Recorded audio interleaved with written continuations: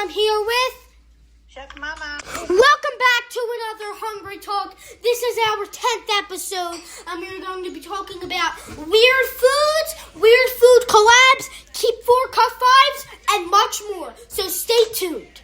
We're going to start with weird foods. And the first weird food today is Peeps and Pepsi. I don't know why they thought that a marshmallow candy would be good in a Pepsi.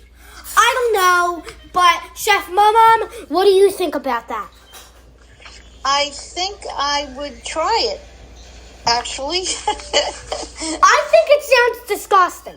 I know, it sounds disgusting, but I'm thinking if you have the Peep in the glass and then you pour the Pepsi on top of it, maybe it would make some kind of fuzzy drink and very sweet. I don't know. I might try it. Yeah, and I mean, Peeps and Pepsi, I don't think there's chunks of Peeps, but actually I have some reviews of the Peeps and Pepsi, so I'm going to tell you some of the reviews. And this is off of Google, and it's not off a website, it's from Google's AI. So, some people were saying it tasted like a melted Peep in Pepsi, while others were saying it was too sweet. I think I would be too sweet because a Pepsi in a 12-ounce can already has 41 grams of sugar. Then if you add a Peep, that's literally probably 50 grams of sugar. And I just searched the web trying to find how much grams of sugar was in it, but it didn't come up. But I really just think it would be too sugary because it's just a lot of sugar in it. So the next thing we have is maple syrup and IHOP and Pepsi. How does that sound good?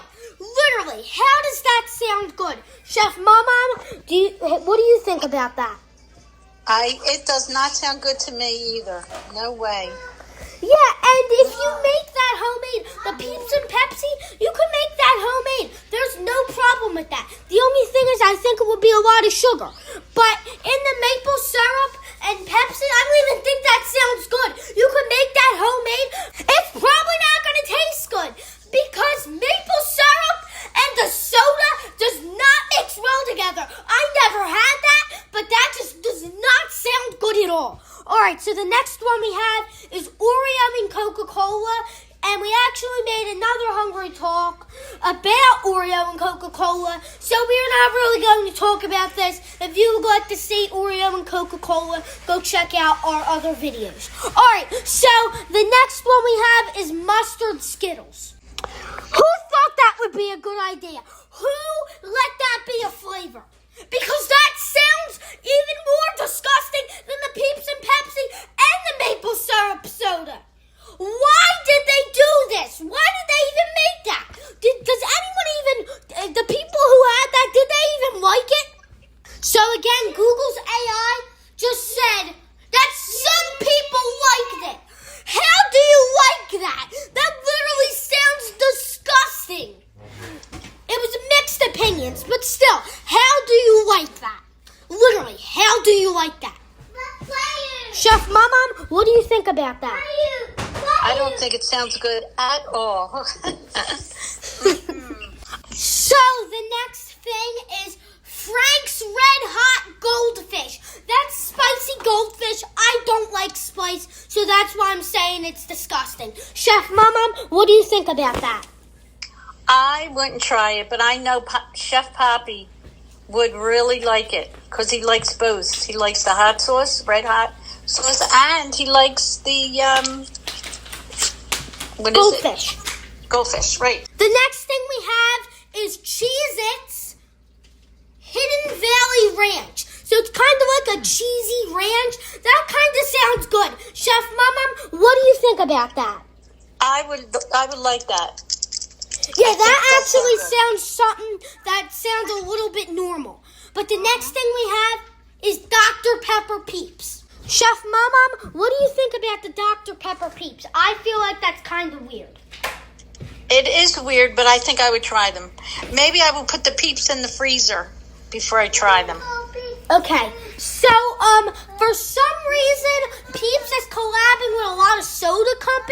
because they collabed with Pepsi and now they're collabing with Dr. Pepper. The next thing is Lady Gaga Oreos.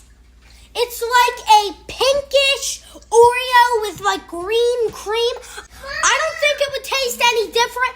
I feel like it would be like their holiday Oreos, because like their holiday Oreos, their Christmas Oreos, their Halloween Oreos, they don't really taste different. So I don't think that one would taste different either. Chef Mama, what do you think about that? I agree with you 100%. Okay, so they are actually made with the golden Oreos, but they're just dyed pink. So they're not going to be like your regular chocolate cookie in like a regular Oreo. They're actually the golden Oreos, just pink. Oh, what kind of food coloring and food, what is in it? I don't even know if there's a pink food coloring. Let's find it out. Okay, so I just asked Siri and it said that red number 3 is kind of like a cherryish color, but I don't know why it would be called red. Red 3. I feel like it should be, if it's pink, it should be pink than the number. I don't know. Chef Mom, what do you think about that? I probably would taste them. I wonder what they taste like, though. It doesn't say cherry. It just says pink. No, the Oreos are pink, and then they have green filling. And I really don't understand. What's the flavoring? The flavoring, I don't really know. They're golden Oreos, then I guess it's a regular cream. I really don't know. I never had them. Well, I do like golden Oreos. I do. And now back to the food coloring. The food coloring, I feel like, is there like a pink food coloring? Or is it just called red? So now I asked AI on Google, and it said that you could use like strawberries or raspberries, but they're not using that in Oreos. And to answer my question I just said earlier about is there any food coloring that is called like pinker than a number, the only results I'm getting is red number 3. So I don't know. I think there is a pink food coloring, but I think the name for it is red number 3. Okay. All right, so the next thing we have is actually the thumbnail picture, Cheetos lip balm. Cheetos lip balm. Who would buy Cheetos lip balm? No. Literally, I don't even know where they would sell that. I know it came out like 10 years ago, but I don't know even where they would sell that. Would they sell it at like a gas station? I really don't know why they even released it. Nobody even would buy that. At least they discontinued it, but that's kind of a weird thing. Yeah, that's too weird. All right, so now we're getting into the weird foods, not the collabs anymore, but now the weird foods. And the descriptions about the foods, I did not write. I found these online. So fried tarantulas from Cambodia. Who would eat fried tarantulas? Who wants to eat a bug fried? I mean, I have chocolate-covered bugs, but that's a whole different thing. That's chocolate. Fried tarantulas, that sounds disgusting. Maybe it's protein. But I really don't know who would really buy that. All right, so now here's the description about it. It is considered a popular snack in Cambodia. There's even one Cambodian town nicknamed Spiderville because the townspeople love eating spiders so much. What the heck? Apparently they taste a bit like crab. How do bugs taste like crabs? So perhaps this is a new bugs as food trend you could get on board with. That sounds disgusting. I really don't understand who invented this. I don't know why they had this idea. It literally sounds disgusting. All right, so now we have a durian, the world's smelliest fruit. Known as, here's the the description now. Known as the king of fruit, durian is a large, spiky tropical fruit indigenous to Southeast Asia. Durians have a spiny, thick husk, ranging in color from a dull green to slightly yellow-brown. Its edible interior is a soft custard-like pulp that can be eaten white or golden yellow. Some people like it, and some people think it tastes like diced garlic and whipped cream. So, Chef, Mama, what do you think about that? I don't even want to think about it. I don't think I would like it at all. And actually, one day, me and Chef MV are actually going to try a durian because I would like to try it. I mean, some people like it, and some people think it tastes like diced garlic and whipped cream. I like whipped cream and I like garlic, so why not? Let's try it. We're not going to try it on this podcast. We're going to try it another day. But I would try that even though it sounds disgusting. And even if I don't like it, I'd like to try it. It's better to try things than you say, oh, I don't like this, or oh, I like this. So comment down below if you'd like to see a video of Chef Bull and Chef MV trying a durian. Alright, so now we're going to move on to Keep 4, Cut 5, macaroons. Okay, so now the macaroons you have are... Alright, so we have chocolate macaroons, birthday cake macaroons, pumpkin spice macaroons, and speaking about pumpkin spice, when we were in Maine, we found pumpkin spice cookies and pumpkin spice popcorn. And we actually have a full video about us talking about pumpkin spice foods. So if you want to see that, go watch it. Alright, so pumpkin spice macaroons, which we just said, lemon macaroons, Milky Way macaroons. That I think it's like a galaxy one, because it's like a purple, and then it has stars on it. I don't think it's like the Milky Way chocolate bar. And then we have caramel apple, passion fruit, New York cheesecake. So I guess it's supposed to taste like the regular cheesecake. It looks kind of pinkish. So I don't know if it's supposed to taste like the New York cheesecake. I'm going to act like it is because that's what New York's most famous for, the New York cheesecake. The most famous cheesecake New York's known for. Then they have pistachio. All right, so keep 4 and cut 5. Okay. I would pick the chocolate. I would definitely eat the chocolate. Pumpkin spice. All right. So you got 2, chocolate and pumpkin spice, lemon and pistachio. Okay, so if I had to pick, I would pick chocolate, caramel apple, maybe New York cheesecake, because I kind of like a plain cheesecake sometimes, and maybe pistachio, or no, cut the New York cheesecake. I'm going to keep the chocolate, the caramel apple, the passion fruit, and the pistachio. Or no, get rid of the passion fruit, and we're going to do lemon. So chocolate, lemon, caramel apple, and pistachio. What's up, guys? I'm Chef Bull, and I'm here with Chef Joss. And today, we are going to be looking at the weirdest ice cream flavors. So, we are going to be starting with garlic ice cream. I think that sounds disgusting. What do you think? Yeah, I don't think that goes. Yeah, I wonder if it's real garlic or if it's like garlic flavor. But still. Either way. It still sounds disgusting.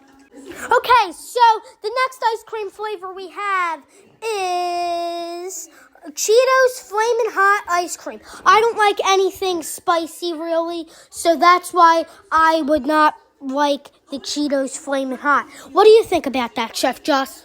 I like Flamin' Hot Cheetos, so I would try it, but I think it might be a weird combo as ice cream. Yeah, it's kind of weird. All right, so the next one we have is dill pickle.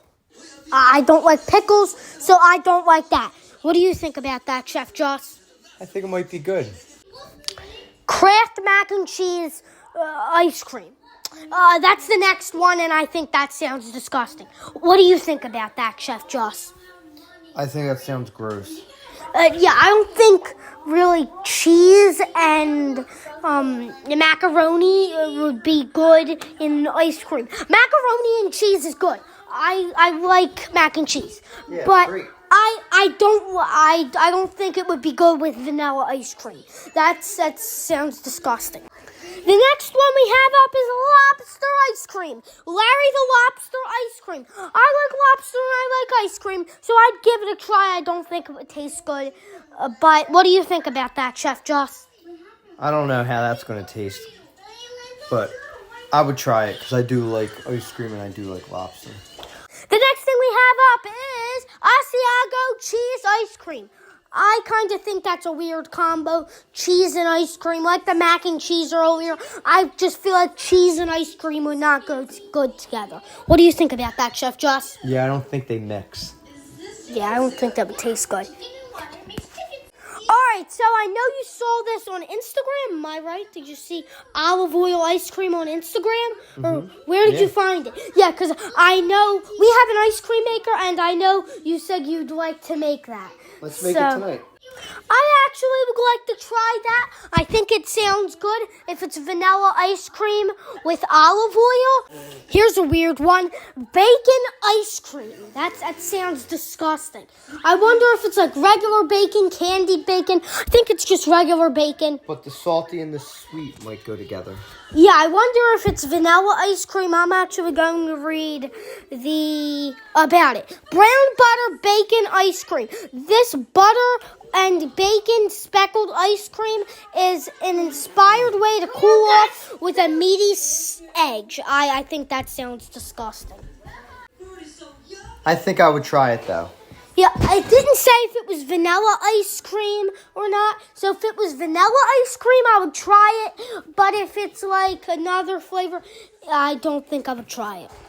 The next thing we have up is ghost pepper ice cream. Like I said earlier, I hate spice, so I would not like this one. What do you think about that, Chef Joss?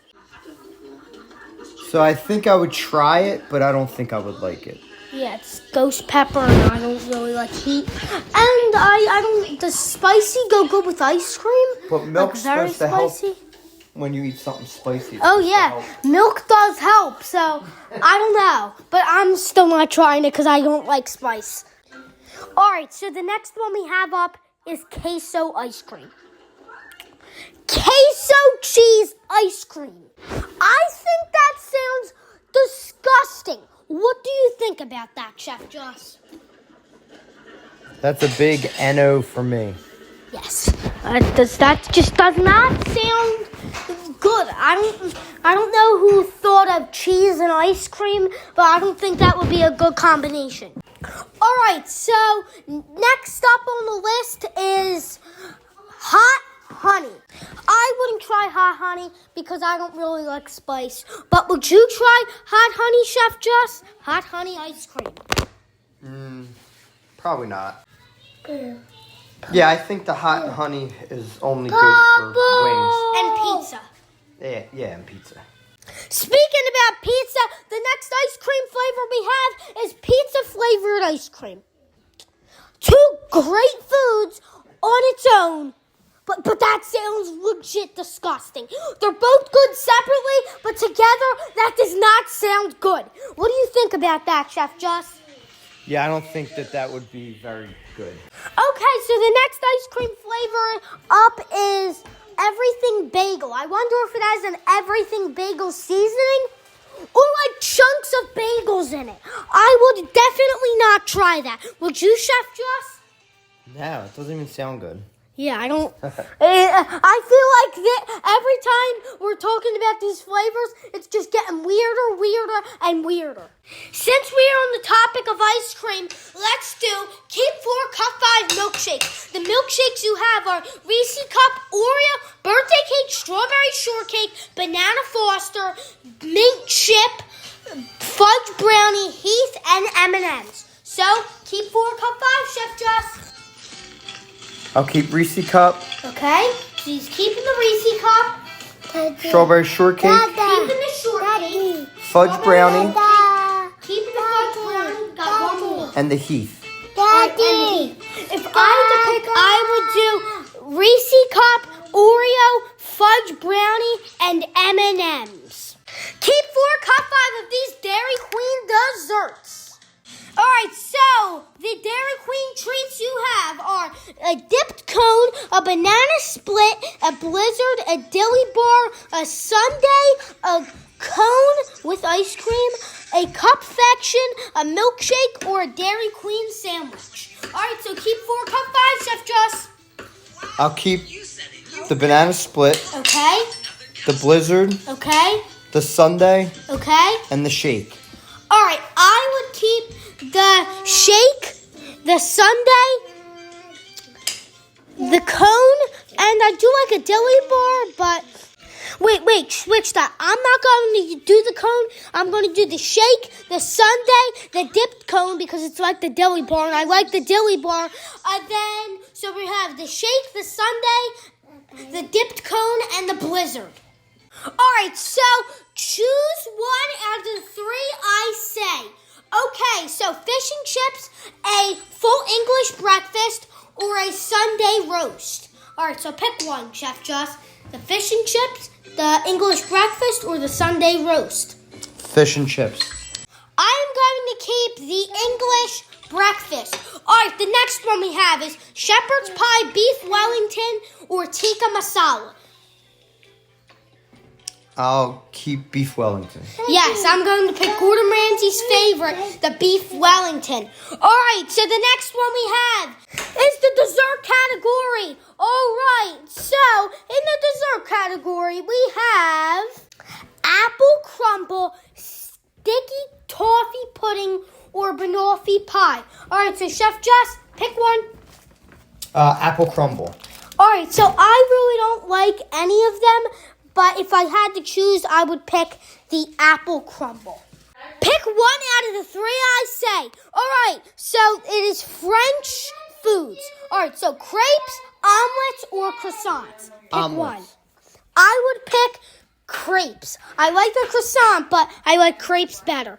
I like the sweet crepes, not the savory. Okay, so the next topic we have is steak frites, beef bourguignon,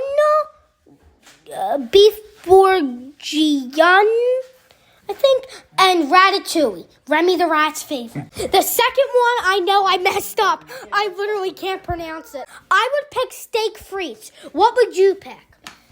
I would pick the same, steak frites. Next up is the dessert category. Macaroons, eclairs, or creme brulee. So I would probably pick creme brulee because I don't really like macaroons or eclairs. What would you pick, Chef Joss? An eclair. Okay, thank you. All right, so I'm Chef Bo, and I'm here with Chef Babs. And today we're going to be looking at all different chips from around the world. So the first chip we have is cinnamon sugar Pringles. All right, so this was a limited edition Pringles flavor from 2014 to 2015. Some people were disappointed, so it doesn't look like many people miss these sweet chips. I feel like it would be good. Chef Babs, what do you think about that? No, I don't think it would be good. Okay. The next chip we have is Walker's Barbecue Pulled Pork Crisps. So barbecue pulled pork. I think that would be good. Yes, I think that as well. If you get to know what Walker's is, it is the UK version of Lay's. Actually, Lay's and Walker's are owned by the same company. The next chip we have up is Lay's Flamin' Hot Dill Pickle Potato Chips. I would not try that because I don't like pickles and I don't like Flamin' Hot. Chef Babs, what do you think about that? I would try it. I don't know if I would like it because it's flaming hot. Might be too hot for me, but I would try it. The next chip that is up is the Utz Crab Chip. In the Utz Crab Chip, it is potato chips with Chesapeake Bay crab seasoning. I like crabs, But if it's like Old Bay, I really wouldn't like that. What do you think about that, Chef Babs? I think I would love that. I love Old Bay. I love crabs, so I think I would like it. Yes. You even put Old Bay on your popcorn, right? I do. Do you like it? I do. I love Old Bay. We even put it on chicken sometimes. Oh, that's cool. All right, so here is another Walker's chip. Walker's roast chicken crisps. Do you think you would like that? I guess it's like a rotisserie chicken, maybe? It sounds weird, but I would try it. I don't know. I would like it. Yeah, I think I would like that. The next thing up is Pringles flame grilled steak chips. Same with the last one. I think I would like that. What do you think about that, Chef Babs? I would try it. I don't know if I would like that, though. All right, the next one up is Pringles Sloppy Joe chips. Ew. Big no for me. Yeah, definite no for me. The next thing up is Lay's oregano potato chips. That sounds okay. What do you think about that? I don't think so. The next thing up is Nori seaweed Lay's. Would you try that? I don't like seaweed, so I wouldn't try that. Yeah, I don't think I would try that either. All right, the next thing up is Pringles ketchup potato Absolutely chips. not. I hate ketchup. I would try it. I think I would like that, baby. All right, the next thing up is Lay's Rock Hot Chili Squid Potato Chips. Absolutely I would not again. try that. No, thank you. The next chip up is Kettle Brand Maple Bacon Potato Chips. I would actually try that. Yeah, I would try that. The next thing up is Lay's Cucumber Flavor Potato Chips. I feel like that's kind of weird. Yeah, I like cucumbers, but I don't think that would taste good. Next thing up, Pringles Texas Barbecue Potato Chips. That sounds good. Yeah, that's probably good. Lay's Sweet Basil Potato Chips is up next. That sounds good as well. Would you try that, Chef Babs? I guess I would try it. I don't think it would be good, though. Pringles Barbecue Sausage and Onion Potato Chips. I would like that. Do you think That sounds you would? like a lot going on, though. Barbecue sausage and onion. I don't know. I think I would like it, but hopefully it's supposed to taste like a caramelized onion, not just like a raw onion. Yeah, I understand. A fried onion would be good. Yes. Lay's Baked Scallop with Butter and Garlic Potato Chips. Say that again. Baked scallop. Baked scallop with butter and garlic. I love scallops. I love seafood, but as a chip, I don't know. I would try that. And these are international, just so you know. So, like, if you're not gonna find them in the grocery store. Gotcha. Normally. Pringles Pizza Potato Chips. That sounds okay. Don't they have pizza Pringles? Oh yeah, they do. But let's do it Or anyway. is it just pizza goldfish? No, they have the Pringles, right? Yeah, they do. Oh, but let's still do it. I had these and they're good. Yeah, they're good. The next thing up is Walker's Worcester, which is Worcestershire sauce crisps. Worcestershire sauce can be a delicious way to season vegetables and meat, but on chips, that's definitely an interesting choice. So would you try that, Chef Babs? I guess. I wouldn't try that. I think that's kind of weird. It is, but I think it would. I mean, I do enjoy it on meat. Or maybe I would try it, but I don't know if I would like it. Yeah. The next thing up is Hers Kansas City Prime Steak Chips. So it tastes like a steak, I guess. A prime steak. Maybe like a prime rib? I would give it a try. Yeah, I don't think I would try that. The next chip up is Pringles Seaweed. So we had nori seaweed, now we just have seaweed. What's with the seaweed? I don't know. I would not try that. I'm going to pass. All right, the next chip we have up is Kettle Brand Fiery Thai cooked in 100% almond oil with lemongrass infused sea salt. That's way too much going on. Yeah, I don't think so. And Lorenzo can't have it Right. because he's allergic to almonds and stuff like that. Walker's Beef and Onion. That actually sounds That good. sounds okay. Yeah. Same with the Pringles. I like it. I'd like it to be like a caramelized onion. It's supposed to taste Rather like, than raw. not like a raw onion, because that's kind of disgusting. All right, so this is kind of different. And milk chocolate potato chips. Yeah. Yeah, I like Yeah, them. we've had chips dipped in chocolate before. Deep River Snacks Ninja Ginger. I don't even know what the flavor is, and I just don't feel like I would like that. What do you think about that, Chef Babs? Yeah, no, I don't like ginger, so I'm gonna say no. The next chip up is creamy garlic Caesar flavor chips. Would you try that? Yeah, I would. Even though it sounds weird, I do love a Caesar salad. I think I would try that.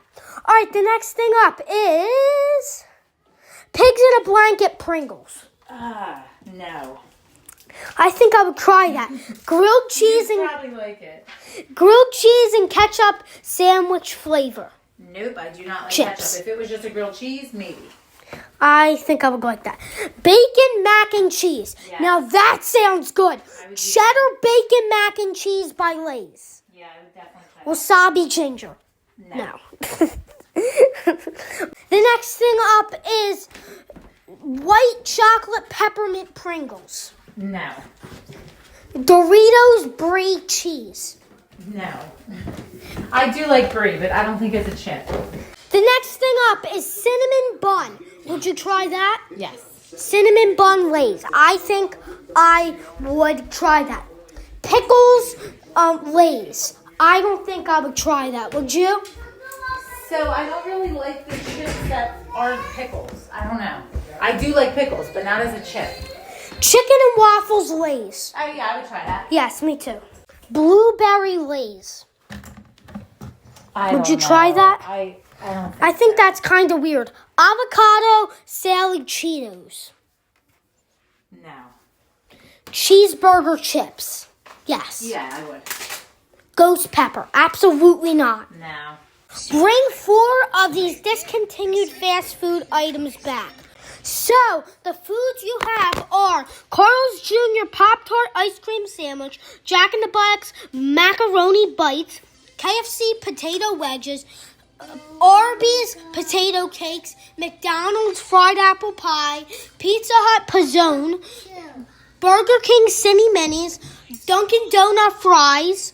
Ew. So it's like donut sticks. Gotcha, like a cinnamon stick or something? Yes. Then the final one you have is a Taco Bell quesarito. Cheeserito. Not a quesarito. They already had that on the menu. A cheeserito. Okay, so I've never had Carl's Jr. Pop-Tart. I've never had Jack in the Box. So I guess I'll go with KFC potato wedges. I guess McDonald's apple pie. It's fried apple pie. Is that fine? Yeah. Okay, I Chef guess- Joss. Hot take. I guess the Burger King Cine Minis Okay, and one more. and the Taco Bell Cheeserito.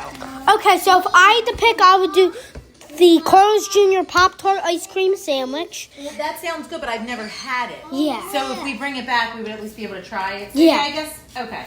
The Jack Maybe I in would change that. the Jack in the Box Macaroni Bites. The That also Dunkin' sounds good. Donut Can I redo Fries. mine? Yeah, you can. I don't care. The Dunkin' Donut Fries and the Cine Minis. I don't care. Redo yours. All right, I would do the Carl's Jr. Pop-Tart, the Jack in the Box Mac and Cheese, the KFC Potato Wedges, the McDonald's Apple Pie, and the Burger King Cine Minis. Okay, thank you. You're welcome. What's up, guys? I'm Chef Bo, and I'm here with... Chef Lauren. And today we're going to be talking about weird breakfast foods. All right, so we're going to be starting with bacon waffles. So it's waffles with bacon inside and bacon on top. I feel like that's kind of weird, but I mean it's kind of normal because you usually have bacon and waffles together. Yeah. Yeah, I think that sounds really good. I had bacon this morning. I love bacon. All right, next thing up is breakfast fondue. It's pancakes, then you dip it in the peach fondue. That sounds good. Yeah, Yeah. that does sound good. Air fryer breakfast bake. So it looks like toast with like avocado and spinach, then with like croutons on top. That looks good. Yeah, All right, the next thing up is meaty breakfast bowls. It's hot sausage balls. So I don't really like spice, so I wouldn't like that. But I would like if it was breakfast sausage links into like a ball, and then you make it into patties. That would be good. I love hot sausage. I don't like hot sausage, so I would like it kind of regular sausage. But yeah, that sounds good. Breakfast lasagna, sausage and gravy. It's not like red gravy. It's like the gravy from down south.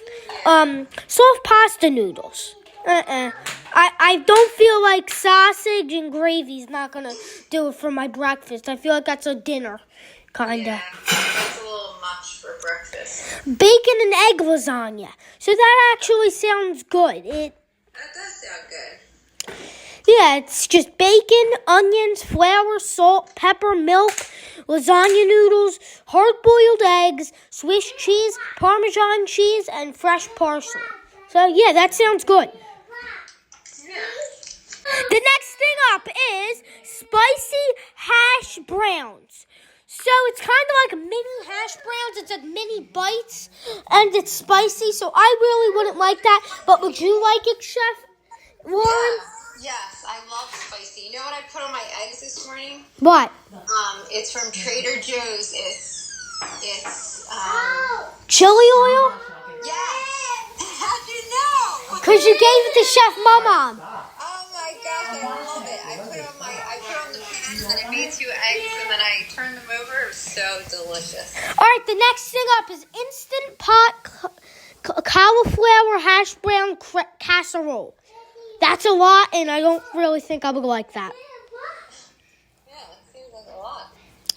Avocado toast, cinnamon rolls. So I want to see if this is really cinnamon rolls. Oh, it's not. It's not cinnamon rolls. Guess it's like shaped like cinnamon rolls. Yeah, I think it's just shaped like cinnamon rolls. That's what it is. All right, the next thing up is breakfast banana split. That sounds good. It looks like it's bananas with fresh fruit, granola, yogurt, whipped cream, and a cherry. That looks good. That sounds good. All right, the next thing up is Belgian waffles. I don't know why it's on a weird food list because Belgian waffles is normal. All right, the next thing up is bacon and cheese French toast. Hopefully they don't add cinnamon with the mixture because that would be weird. Yeah, they don't use cinnamon. That's good because if they put cinnamon with bacon and cheese, I would not eat that. But since it doesn't have cinnamon, I would try that. I know French toast kind of makes cinnamon. Cinnamon kind of makes French toast, but with bacon and cheese, I don't think that's going to taste good with cinnamon. No. It doesn't have cinnamon, that's good. Yeah, creme brulee French toast. That sounds good. It has a layer of bread, a layer of caramel syrup, a layer of egg custard. It's very rich, but very delicious. That sounds great. Some whipped cream on top? Yep. California style eggs Benedict. I don't think there's something wrong with that. Yeah, I like eggs Benedict. I like eggs Benedict too. All right, thank you, Chef Joss. All right, the next thing up is twisted bacon. I think that's just bacon twisted. Yeah, it is. It's twisted bacon, and you can add black pepper and brown sugar, but it's literally just twisted. It's bacon twisted. Cinnamon roll waffles. Now that sounds amazing. Cinnamon roll waffles. That sounds great. All right, the next thing up is Captain Crunch French toast. I'm not really a big fan of Captain Crunch, so I don't think I'll go like that. But what do you think about that, Chef Warren? You don't like Captain Crunch? I mean, it's okay. Oh my goodness, that's one of my favorite cereals ever. Captain Crunch. All right, the next thing up is blueberry pancakes again. Same with the Belgian waffles. I don't know why this is on a weird food list. Chef Pop, every time he makes Pop pancakes, he always puts blueberries in them. All right, the next thing up is lavender pancakes. I don't really like lavender in my food. Me either. Yeah, I feel like lavender needs to be in air fresheners. Yeah, I don't know why flowers are in pancakes. It's so weird, but I don't know. A pepperoni omelet. That sounds good. Looks like Chef Pop's breakfast pizza. A pepperoni omelet. Sounds good. The next thing up is sourdough waffles. So Belgian waffles are kind of normal. I don't know why it was on this list. But sourdough waffles I never heard of, and that sounds good. I think you have to add a sourdough starter to it. I don't know if they use real sourdough bread. Yeah, half cup sourdough starter. That's on it, yeah. The sourdough at Trader Joe's is really good. And we're not even sponsored by Trader Joe's, but if you want to sponsor us, you can. We love your products, Trader Joe's. Yes. All right, the next thing up is a hash brown omelet. I like hash browns and I like omelets, so I think I would go like that. Yeah, that sounds good. All right, the next... Yeah, I mean, some of them are weird, but not some of them aren't. All right, the next thing up is a breakfast burger. I mean, that's kind of the normal, what's in it? My favorite. Yeah, There's ground sirloin, butter, and then after the butter, there's butter. There's it says 4 teaspoons of butter, then 4 tablespoons. I guess one's to cook it with, and then one's to add with the burgers or something. I don't know. Anchovy fillets, that's so weird. Who's eating anchovies for breakfast? So yeah, get that off. But the anchovies might, sometimes they disintegrate. Like, if you cook them long enough, they just taste like salt. It just goes away. But it is optional, so that you don't have to add that. So at least it's not in dish, because that would make it very weird. And then there's eggs, capers, parsley, and salt and pepper. All right, and the next thing up is breakfast brownies. Looks like there's figs in it or something. Oh, there's Bisquick, even worse. Bisquick, cocoa powder, I guess. It literally just says cocoa. This is so confusing. Bisquick, cocoa, sugar, skim milk, applesauce, egg, and Raisin Bran cereal. I don't think I would go like that. Raisin Bran, I hate. Bisquick, I hate. Applesauces, I don't think that would be good with cereal. And then pancakes or waffles. Yeah, I think that's a weird food. Yeah. That's very weird. Banana bread muffins. That sounds good. Yeah, I like banana bread. And then the next thing isn't very weird. It's basic pancake syrup. But let's look through it anyways. Sugar, brown sugar, corn syrup, water, and vanilla. Extract, I guess. Not vanilla beans, I don't think. But the only thing is, I feel like if you want to make real maple syrup, like how they make it in the bottles you buy in the store, they actually don't use any of those ingredients. They literally just use maple syrup from a maple tree. A maple tree literally makes maple syrup. A tree makes food. I know. How do trees make food? You know you can make vanilla too. You can make vanilla extract. Yes. Or vanilla beans. And it's 2 ingredients. Chef Lauren, we're going to do a few breakfast mini games. First, really isn't a game, but what is your favorite breakfast food? Eggs. I like French toast. All right, what is your favorite breakfast side? Sausage. I agree with that. I like sausage links and I like bacon. All right, so now let's move on to the next mini game. So this really isn't a mini game either, but this is kind of... I'm going to talk about some more weird breakfasts. But first, on YouTube, I actually saw this guy who made chicken and waffles, but the chicken is in the waffles. Oh, yeah, that's like a sandwich. I think they sell that places. Yeah, so it's like waffle batter, you add a chicken, then you add more waffle batter. Oh, that might be good. Alright, so, yeah, the last things we were kind of talking about recipes, now we're kind of not. The next thing is, in Australia, they eat fairy bread, which is literally bread, not toasted, just regular bread, butter, sprinkles. That's it. And then they also eat bread toasted. And then they put Vegemite, which is kind of like a spread, like jelly, I guess, but it doesn't taste like jelly. It's like a spread, kind of. Oh, like a fake butter. Alright, so Vegemite, here is what it is. Vegemite is a thick, dark brown Australian spread, and it was invented in 1922, and it was first sold in 1923. Vegemite is a salty and slightly bitter, with added flavor from onion and celery extracts.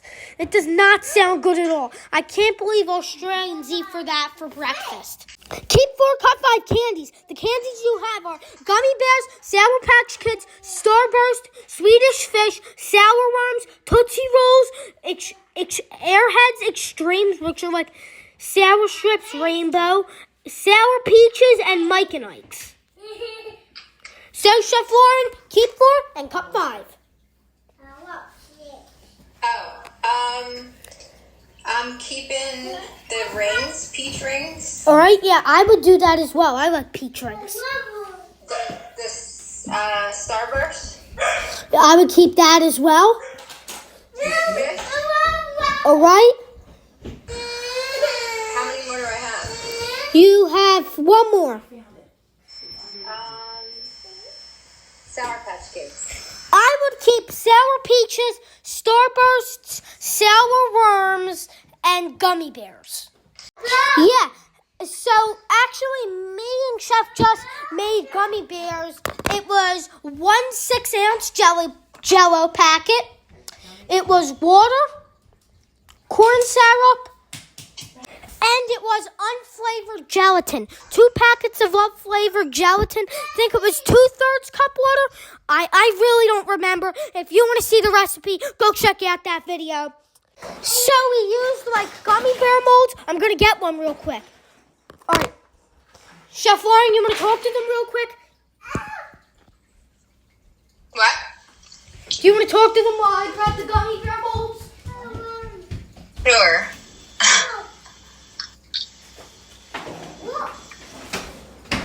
Alright, so I just grabbed a gummy bear mold for Chef Lauren to see, and this is what it looks like. This is inside of it, and this is the back. They're so cute. So yeah, we got the extra large size, because that's the size of Haribo, or Haribo? How do you say that? Is it Haribo? Well, whatever the brand is, their gummy bears are this size because they had a smaller one, but that wasn't how much the Haribo gummy bears are. All right, so thank you, Chef Lauren. What's up, guys? I'm Chef Lauren. I'm here with Chef MV. And today we're going to be talking about planning your own food. We're also going to be talking about weird foods. And Chef MV, do you want to say what we're going to talk about? Something about animals? Yes, we're going to be talking about offal that some people think is awful. All right, so let's start with planning your own food. So we have a garden at our apartment. Out front, we have like a little strip of land by the door. And every year we plant all kinds of stuff like peppers, green beans, tomatoes. We have a fig tree that I actually carried from my apartment in Philly to our apartment in New York, and then now back to Pennsylvania. All right. Pretty cool. Yeah, next to me, actually. Can you see I have a lemon plant? Wait, my knees in the way. Oh, wow. You might have to bring it in put it in the garage for the winter. So it doesn't die. All the leaves fell off, so. Yeah, because it's tiny, right? Like, as trees get a little bit bigger, you can leave them outside, but, like, lemon trees, even fig trees, depending on the type, they kind of need to, they can't all survive the winter. Some of them can. Like, mine I could leave out, but, like, some fig trees, they actually, the old Italian guys, they wrap their fig trees in burlap in the winter so that it doesn't kill them or freeze it to the core. Actually, sugar actually comes from a plant called sugar cane. And actually, to make brown sugar, this has nothing to do with plants or anything. But brown sugar is actually only 2 ingredients: white sugar and molasses. Like the brown sugar you make like cookies out of? Yeah. Very cool. I thought brown sugar came from like a plant or something, but brown sugar, you actually make it homemade and just add molasses and sugar. Then you gotta mix it with a spatula until it forms a brown sugar. Oh, very cool. You know, they have like sugar in the raw too, but that's like a tan color. It's not brown sugar and it doesn't have molasses in it. But did you ever see sugar cane? Yeah.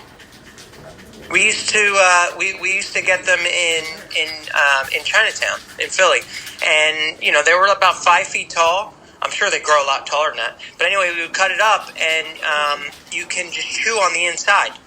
And there was little carts that grind up the heart of the sugar cane and make like a drink, and you just put it over ice, like in the summer. Do you want to talk about how to plant fruits and vegetables now? Yeah, we could do that. All right, let's go. All right, so,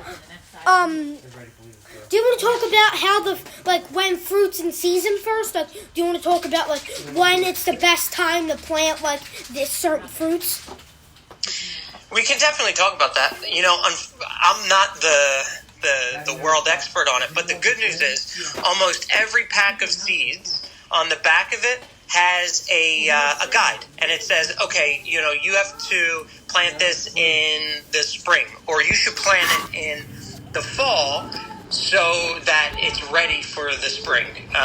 Some of them you can even plant in the summer, and it'll tell you how deep to plant the seeds. It'll give you little tips on the back. You know, it doesn't always work. You know, usually we'll plant like 10 seeds, and maybe only 5 of them will grow into strong enough plants to get fruit or vegetables. You know, this year I think we did, what did we do? We did banana peppers, long hot, we did cherry tomatoes, like string beans, green beans, and, we had butternut squash, and we had, what else? Acorn squash and cantaloupe. But guess what? The butternut squash, acorn squash, and cantaloupe, we didn't even plant them.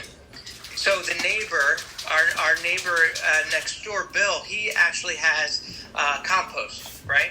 So he composts all of his old trim from vegetables and things, and it turns it back into like really nutrient soil, I guess is the best way to put it. It's kind of, you know, and it helps other things grow. So he composts all of his vegetables, then puts it out in his corner of his property to put down sunflowers, because he likes to grow really big sunflowers. But every year, tomato plants pop up, squash plants pop up, and then this year we had like 4 or 5 cantaloupe plants because he composted cantaloupes. So it's like our surprise garden, Kim likes to call it. And then we cultivated that. Some of them we transplanted over. Others we kind of just helped prune. But it was pretty cool. The cantaloupe was delicious. So I would like to talk about the compost. So I have a recipe in a cookbook that's called compost cookies. You don't just add compost in. But why it's called compost cookies is because you put in like all different like ingredients. Like they add in like pretzels, potato chips into the cookie. So that's why they call it compost cookies. Oh, that makes a lot of sense. So I would actually want to go back to sugar because actually Chef Mom, when she buys brown sugar from the store, this is actually a hack, not like how it gets planted, but she puts it in the freezer, and then if you shake it up, I think, or something, or if you do something to it, it doesn't get hard anymore. So do you know why? Why? You want to tell them why? What happens is, so when you leave brown sugar out and it's not sealed, if it's just in like the box that it comes in or whatever, the moisture evaporates, right? So any like liquids that are still mixed in there from the molasses or just the humidity from the air, it keeps it soft. But when it sits out, that evaporates, and then the only thing that's left over is like the coloring from the molasses and the actual sugar crystals. So it turns into almost like a rock. So when you put it in the freezer, especially like the first day or whatever else, it freezes all those liquids, and then when you pull it back out of the freezer, those liquids melt, and then it's soft again. Oh, cool. And so actually with sugar, I have something to say about sugar. With sugar, like, what time do you plant? Like, is it a plant that you plant all year round, or is there a certain time you plant and then people just stock up on it, like big companies, and then they just have it? Well, I mean, I think it's both, right? It's big companies, and then there's like farmers, like small farms that grow sugar, and there's countries that sugar cane grows naturally. Like the climate, the humidity, the temperature is really good for sugarcane, but I have no idea what countries that is. We should look it up. But do you know like a certain time? Is there like a certain season that sugar grows? I don't know. I mean, look, if you think about it, if it really only grows great or year round, like near the equator, the equator doesn't really have a lot of seasons. It's mostly spring and summer all year round. It's the same as like the North and South Pole, where it's winter almost all year round. Temperature-wise, right? Like they might still call it winter, or summer, but it's still freezing. So I just searched up where does sugar cane grow, and sugar cane primarily grows in tropical and subtropical regions, where average temperatures are around 24 Celsius or 75 degrees Fahrenheit. And there is an ample sunshine and water. The top 10 sugar cane producing countries include Brazil, India, Thailand, China, Pakistan, Mexico, Australia, the United States, Guatemala, and Indonesia. It's a lot. Yep. Yeah, so it's probably mostly like the southern states that grow the most in the United States that grow the most sugarcane, because they have higher temperatures for longer periods of time and a lot of sun. All right, so I actually want to move on. I'm on a website now, and it says top 15 best vegetables and fruits you should start planting now, and this is from summertime. All right, what do we got? So this is the summer chapter. Cucumbers. Cucumbers are a good one. Yeah, strawberries always taste good in the summer. They taste good all year round. They're a fruit that can be there all year round. Watermelon's not there all year round, but strawberries is a fruit that's there all year round, but in the summer, there's the best tasting strawberries.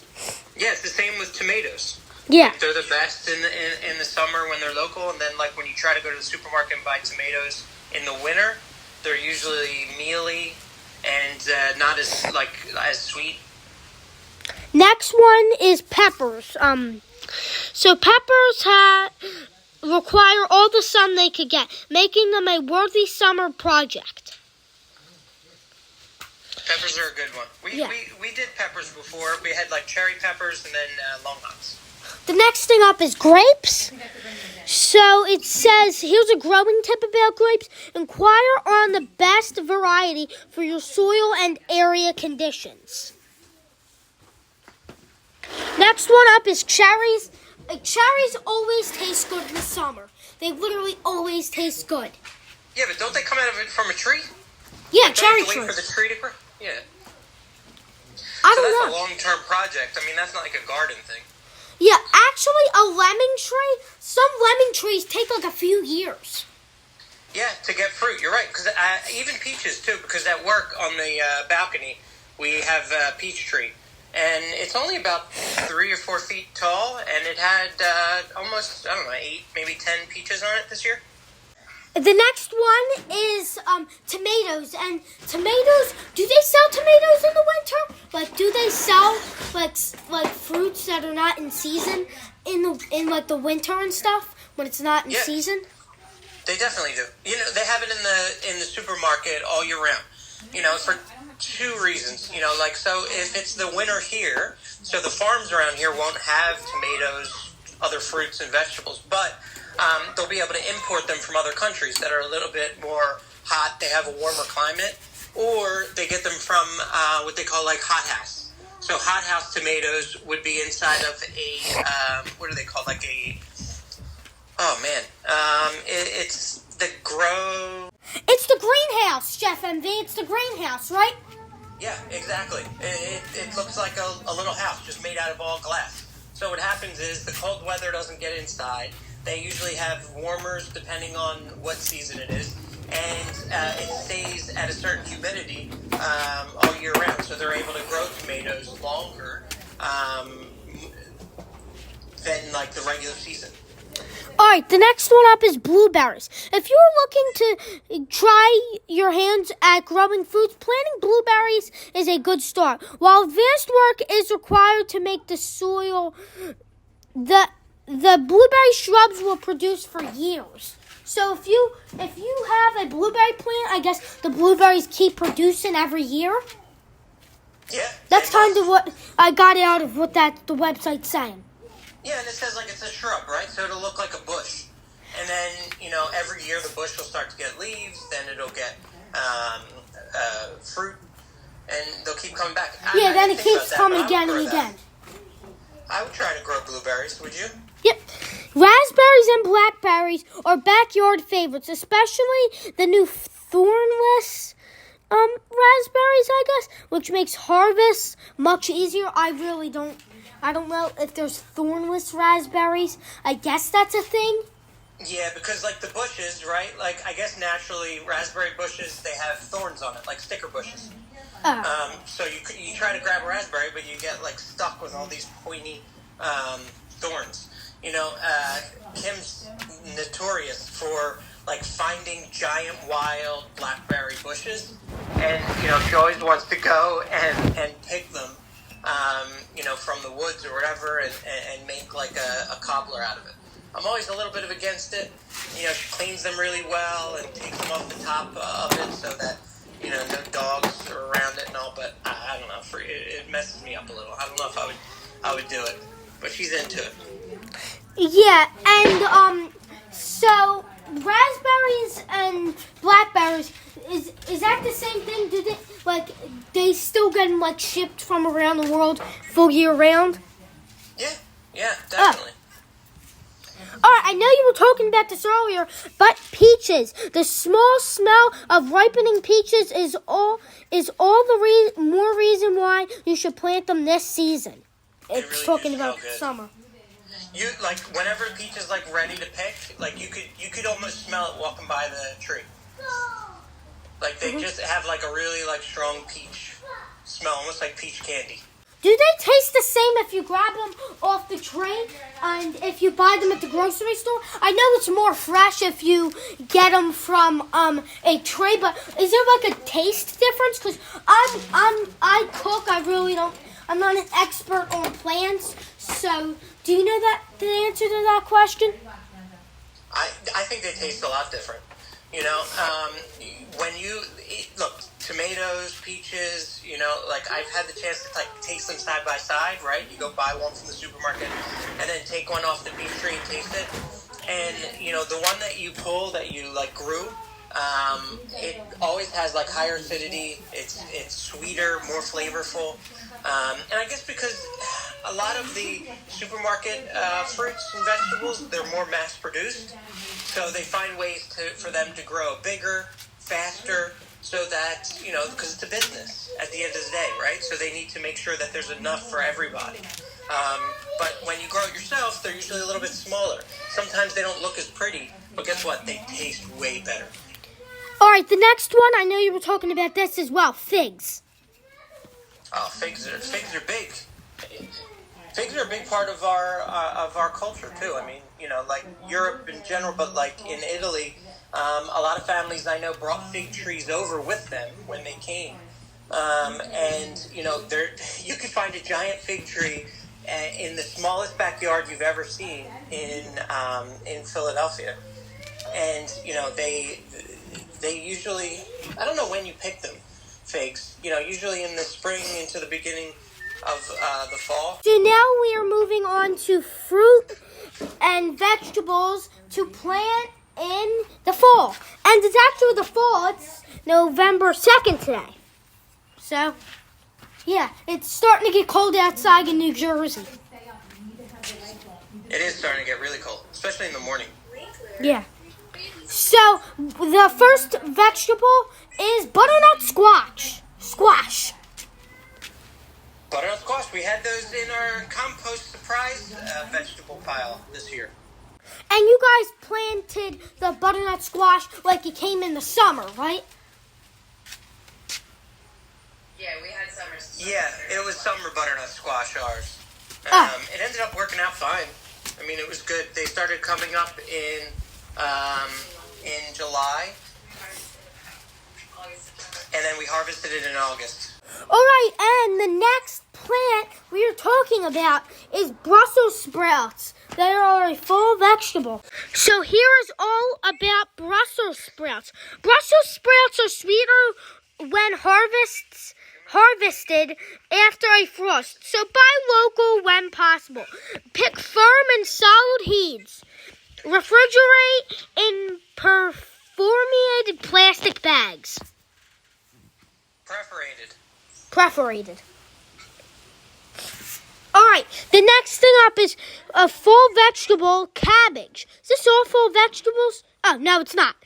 Okay, so it's a fall vegetable, cabbage. Cabbage is a fall vegetable. Actually, it says, best for. So I'm actually going to read the best for because I didn't even see that.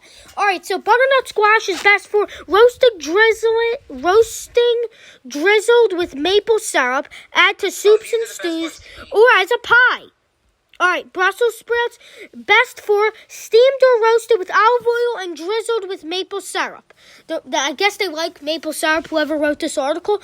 And Here's about cabbage. Slaws, sauteed or oven roasted or made into sauerkraut. Yeah, those are all good, fall vegetables and dishes to make. And actually it says, get inspired, and it actually says, what you should make, what you should make with cabbage. It, gives you, a recommendation, you can make this, we made it before. Red cabbage slaw with peanuts, dates, and mint. So we could talk about all the stuff that we make in the fall. Yeah, a fall vegetable is arugula. Really? Arugula is great. It's a little peppery. It's one of my favorite things to have a salad out of. You can put it on wood. Yeah, it says best for salads alone or mixed with other greens, pizza toppings, or pasta dishes. Get inspired because they made pear prosciutto and goat cheese pizza with arugula. Yes. A little prosciutto. Figs and arugula. Figs, arugula, prosciutto. Alright, so now we're going to move on to the next. So our next fall fruit is a fall fruit, apples. So get inspired because they made 59 apple desserts. The 59 best apple desserts. And I'm actually going to it's only 40. What the heck? Alright, so I'm going to say just the first few. Apple butter pie with quilt top crust. Fried apple hand pies. Brown butter apple pie. Apple cider donut bundt cake. And caramel apple turnovers. Best for pies, sauces, or sauteed for breakfast or served with pork dishes. Or you can even eat it raw. Eat it not in a food. You can just eat it. Alright, so it stores for about 1 to 3 months depending on the variety. The next one up is a fall veggie, and we actually have a whole podcast about it, and there's even a few popcorn flavors named about this, a few cookie flavors about this, a few ramen flavors about this, and more, so it is pumpkins. Pumpkins store good to about 2 to 6 months. Best for roasting as a side, adding to stews, and pureeing into baked goods or top yogurt and oatmeal. Get inspired because they have 41 pumpkin recipes for autumn or any time after. And actually they have ginger pumpkin cookies, pecan pumpkin muffins, the best easy pumpkin pie, pumpkin spice latte monkey bread, and ginger pumpkin pie. Alright, now let's move on to a fall fruit cranberries. They store good for about 1 to 2 months in the fridge, but freeze well for they're good up to for a year. Best for sauces, baked goods, or as a side to pork or poultry dishes. Get inspired because they did 40 ways to use fresh cranberries all fall long. The next one up is spaghetti squash. They store for about a month or so. They're best for stews, a side dish with Romano cheese, or a pasta substitute. Get inspired because they have 11 ways to get some good squash, to make good spaghetti squash. That's my favorite one. Or at least it's my favorite one to cook because it's fun. Like, you cut it in half and roast it. And then you take a fork and pull out all the insides, and it really does look like spaghetti. It's like really long strings. Next thing up is beets. Beets get all over your hands. But I actually saw a hack on YouTube Shorts that says if you cut up a lemon and then rub it on your hands, it gets it off. I don't know if that's true. Yeah, the acid might get it off. Sounds feasible. Beets store for a few weeks. They're best for roasting with olive oil and topping salads, or eat warm or cold as a side. Get inspired because they have 15 plus ways to turn beets into a good meal, even though beets are good. All right. A fall vegetable is broccoli. It stores good for about a week. Best for raw for snacks, steamed, or sauteed as a side or main dish. Get inspired because they made broccoli steaks with spiced tomato jam. Sounds good, actually. Yep. The next thing up is fall vegetable cauliflower. Cauliflower stores for about 4 weeks. It is best for fresh for snacks or steamed, stir-fried, mashed, or substituted for potatoes. Get inspired because they made spicy lemon cauliflower. All right. Here's another fall vegetable. A fall vegetable is kale. So when we were in the grocery store, Chef Nonni actually got kale, and it was like the middle of summer. So, like you said earlier in the podcast, that they might get it from like a different place because it was in like July. So they might get it from another place. Did you guys make kale chips? No, she just got it to make. She just got it. Kale chips are awesome. Like, you cut them in pieces and then put them in the oven.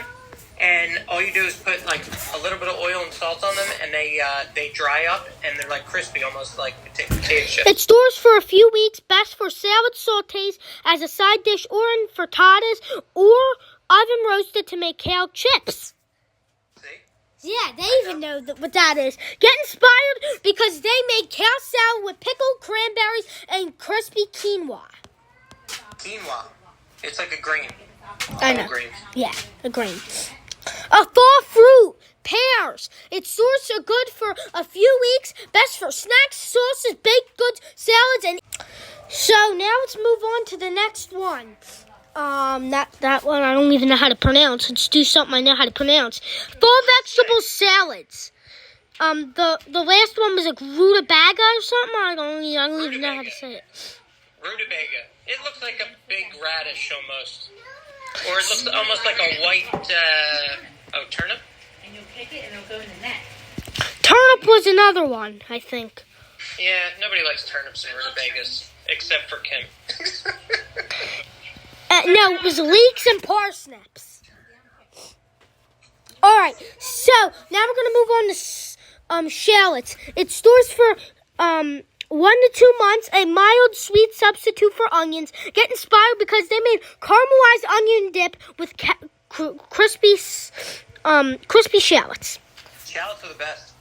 They're way sweeter than onions, and they're not as like harsh of an onion flavor too. Whenever I had a chance to use shallots, I'll use that over onions. Unless we're making like a soup or a stock or something where we want a stronger onion flavor. All right, the next one up is a fall vegetable, spinach. Spinach stores for about a week or two, and it's best for salads, frittatas, and quenches. I don't know how to say that. Or sautéed as a side. Get inspired because they made steak with creamy mushrooms and spinach. Steakhouse style. So we just did spinach, and now we're going to move on to sweet potatoes. They're best for baked whole, in stews, or roasted. They store for about a month. And get inspired because they made 25 plus best delicious sweet potato recipes that taste amazing. Sweet potato pie with marshmallow topping. Roasted sweet potato coins with marshmallow pecan streusel, roasted vegetable meringue, and more. Full vegetable Swiss chard. It stores for about 2 weeks. Best for frittatas, quenches, or pizza topping. And they get inspired because they made Swiss chard and lamb bakes. Go back to that word because it's the second time that it came up. How's it spelled? Quiches.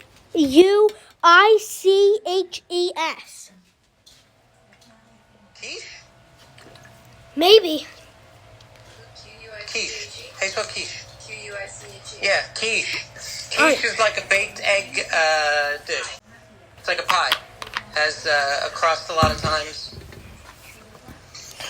And the final fall food, but before that, does anything grow in the winter, or do you just want to move right to spring after the last vegetable in the fall?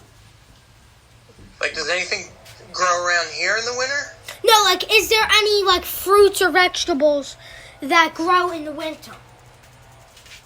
I don't think so. Alright, so we're just going to move on to spring after this. Fall vegetable zucchini. Stores for about a week. Best for sauteed and roasted in stews or shredded for baked goods. And get inspired because they made 65 recipes to use up zucchini. Alright, so now we're going to move on to spring. And then we're going to do weird foods.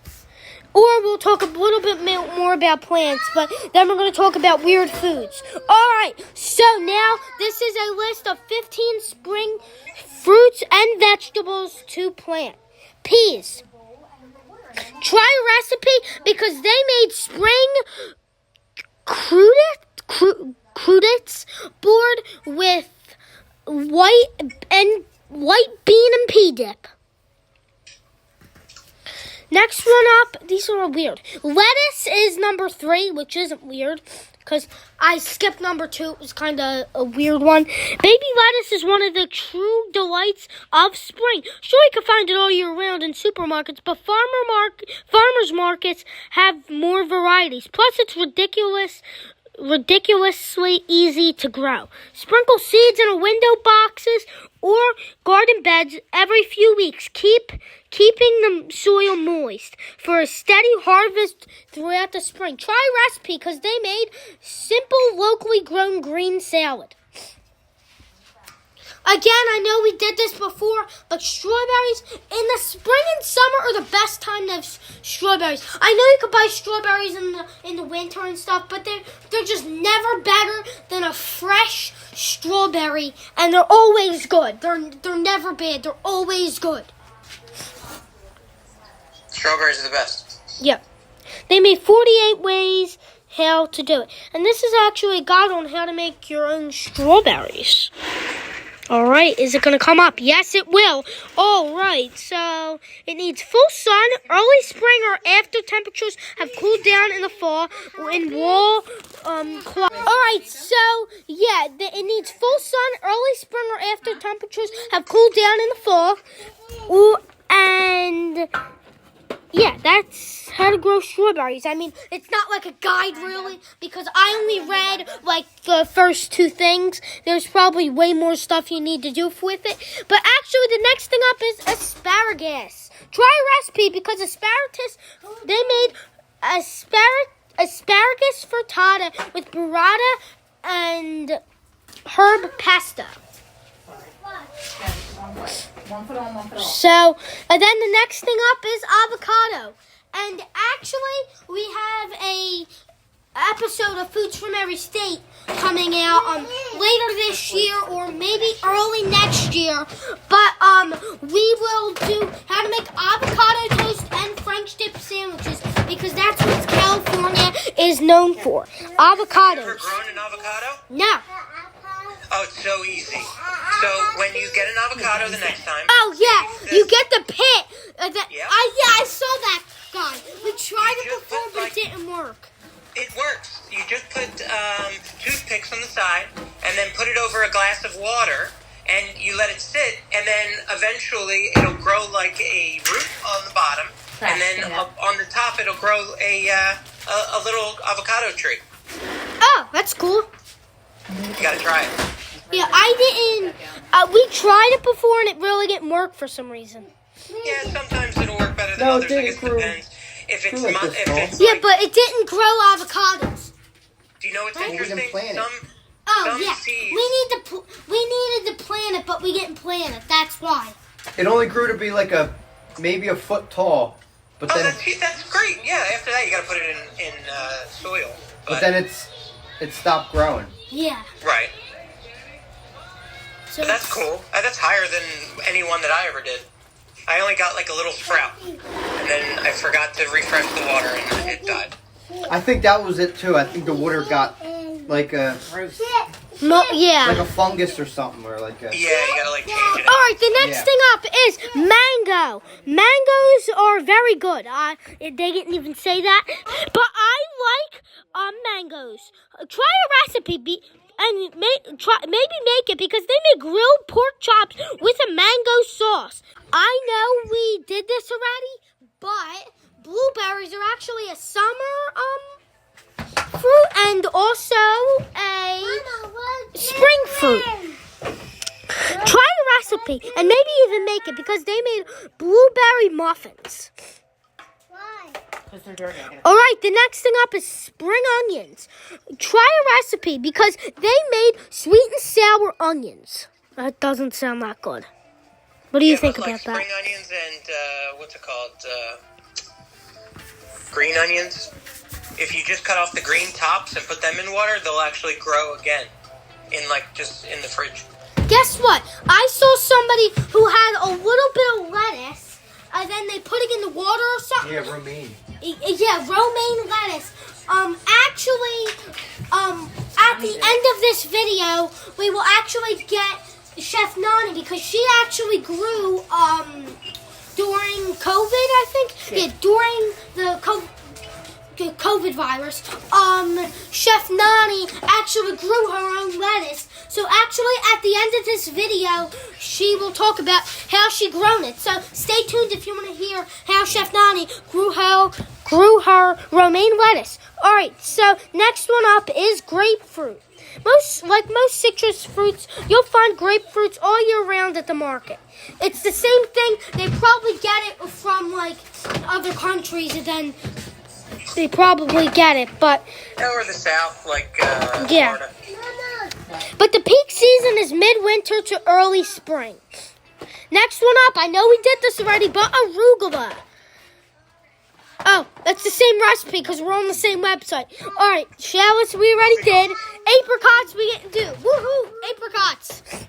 All right, so Apricots are good. apricots have a tender flesh that doesn't travel long distances because, well, they bruise easily. But peak season is from May to September, so grab them while you can. Try a recipe because they made apricot prosciutto focaccia. And actually, I know you guys liked the guide how to make the best homemade bread, and Chef Bull, me, and Chef Pop will post another way how to make homemade bread in a bread machine, or we might make it about if you don't have a bread machine? You can make it in the oven. All right. Move on to weird food? Yep, let's move on to weird foods. So now we're moving on to weird foods, and do you want to talk about the cow stuff, about the cows and stuff like that? Yeah, well, I mean, like, the whole category is offal. I always remember because, like, a lot of people think that it's awful. But, so, like, the first one is sweetbreads. If you hear sweetbreads, what would you think? You think dessert? You think dessert, yeah. Right. But it's not even close. So, like, in the neck of a cow or a calf, there's a gland called thymus gland, and there's a whole process where, you know, you have to soak it and press it and then slow cook it and poach it and then fry it. And it tastes almost like creamy veal when you cook it. You know, offal's kind of a way, like, not to waste any piece. You know, when people were raising the cow on their own, you know, you don't want to waste any part of it. And, you know, so they found ways to make recipes for every single part. Like pig's feet, right? You know, like, you wouldn't think you could just eat pig's feet. But, you know, over time, people made real good recipes on how to use the meat from, you know, between the toes and on the bottom. All right, so I know you were talking about like weird foods, because I actually have a cookbook that it's not a whole cookbook about weird foods, but it's about like it has like some weird food, so I'm gonna grab it. Okay. All right, I have it. It's by the Good Mythical Morning. All right, so I'm gonna tell you some of them. And then there's fish egg quesadillas, spaghetti and cricket meatballs, pumpkin spice pig's feet, pepperoni squid pockets, liver and onion donuts, coconut. Yeah, I guess pig's feet doesn't really count as offal, but it is the idea, like, head to tail, like using every piece. Coconut durian waffles. I know we mentioned this with Chef Mum, but actually we're going to go to Chinatown one day, and we will try a durian. So, comment down below if you want to see a video of us trying that. When it's really, when it's in season and it's ripe, it smells terrible, but they said it tastes like creme brulee. And We're going to be the judge. But some people think it tastes like diced garlic and whipped cream. Right. Yeah. Coconut durian waffles, and that's it, because they kind of have more normal recipes than weird recipes, but that is that's in the book. Right. And then, like, there's kidneys and liver and even brains that there's recipes for. That's crazy. Yeah. I mean, they had liver and onion donuts, but still, and guess what? It was called experimenting. It wasn't called like, oh yeah, so let's just make this. It wasn't like that. It was, they were experimenting. You know, like, it's like, okay, we're hungry, and, you know, like, we're not going to let this go to waste, and then they make a pate out of chicken liver, you know, and poach it and mix it with different seasonings and just put it over bread. Yeah. That's so cool. Liver's supposed to be good for you. Did you hear me? Oh, yeah, liver's good for you? High in iron, oh, right? Cool. My mom used to make liver and onions, at least, I don't know, once every couple months that we would eat it. And it would be with peas, too. It would be peas, liver, and onions. So then you just throw that in donuts, and that's how to make liver and onion donuts. I can't imagine it being good in a donut. Yeah, but it's literally said experiments. But I mean, in Maine, they did have we went to a donut shop called Stay right there. the Holy Donuts, and they actually had like donuts that were like savory, like they had like potato. The donuts were made out of potatoes, not like real like donuts. Well, it can be gluten-free, right? I mean, if you use potato flour, like dehydrated potatoes made into flour. Like it should work, making a donut out of it. Oh, there was another one I just thought of. Tongue. Tongue's a big one. In Italian culture, Mexican, there's a lot of people around the world use tongue. The old restaurant that I used to work, they made like a tongue pastrami or corned beef, and then sliced it really thin and put it on like a corned beef sandwich. Oh. I would try tongue. Yeah, tongue's not bad. I mean, especially if it's cooked right, and like usually they'll slice it thin like octopus. It tastes good. I mean, it's like a mussel, right? It's a little more spongy than a mussel. Speaking about Like octopus, before we started this podcast, we talk about like what we're going to talk about, and you actually brought up a few like animals that live in the sea. So do you want to talk about that? Calamari, I know you brought up, and stuff like that. Yeah, there's scungili. What's squingili? Scungili is conch. So if you ever see like a conch shell, it's like this beautiful shell you'll find on the beach, usually in the islands, sometimes in Florida and around here. But it looks like a sea snail, but a big one. And they'll usually poach it, slice it, and put it over like a salad with olive oil, lemon, parsley, and it tastes good. Yeah. Now do you want to what else we got? calamari, octopus. Octopus, definitely. Octopus makes me feel really bad, though. Even though, I love charred octopus, but then, just learning how intelligent and smart they are, it messed me up a little. But, still, it's delicious. And then they have langostino, which are almost like a cross between shrimp and a lobster, right? You, slice those in half and put them on the grill. And then there's something else called a squila mantis. Squila mantis is like an underwater praying mantis.